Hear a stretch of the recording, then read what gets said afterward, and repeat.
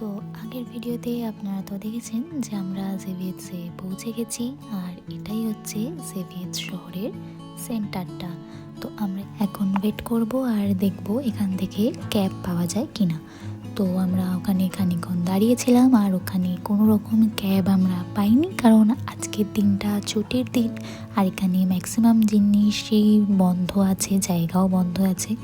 তো ওই জন্য আমরা এখান থেকে হাঁটতে হাঁটতে যাচ্ছি হচ্ছে প্রথমে একটা রেস্টুরেন্টে। তো ওখানে আমরা লাঞ্চ করব, দেন ওখান থেকে আমরা যাব হচ্ছে হোটেল। তো এই যে রাস্তা দিয়ে যেতে যেতে এই সুন্দর একটা রেস্টুরেন্ট আমরা দেখতে পেয়েছিলাম, তো এত সুন্দর ছিল, সেই জন্য আমরা এখানে দাঁড়িয়ে পড়েছিলাম কিছু ফটোস অ্যান্ড ভিডিও নেওয়ার জন্য।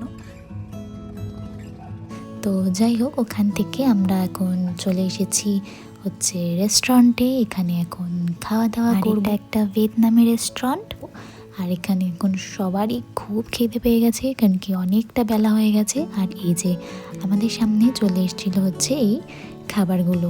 তো এই খাবারগুলো খুবই ফ্রেশ ছিল আর ভীষণ ভালো ছিল। তো আমরা অনেক রকম খাবার অর্ডার করেছিলাম, সবাই মিলিয়ে মিশিয়ে খেয়েছি।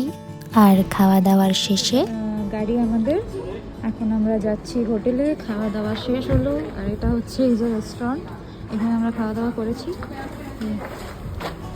চলুন এবার হোটেলের দিকে যাওয়া যাক।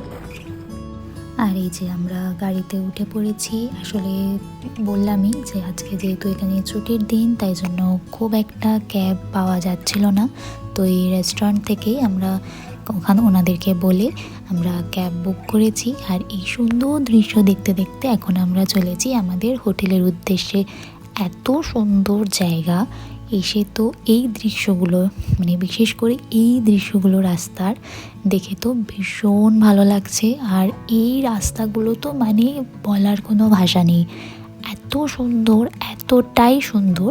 তো আমরা এই রাস্তার দৃশ্য উপভোগ করতে করতে আমরা এগিয়ে চলেছি আমাদের হোটেলের উদ্দেশ্যে। তো আর প্রায় খানিকক্ষণই বাকি আছে হোটেলে পৌঁছতে। তো চলুন হোটেলে পৌঁছে তারপর আবার ফিরে আসবো নতুন ভিডিও নিয়ে।